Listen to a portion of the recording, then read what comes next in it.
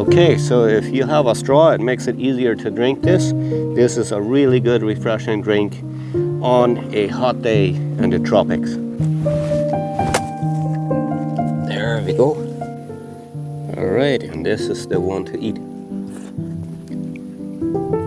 You can either do this with the one that you cut off, or you can grab a spoon.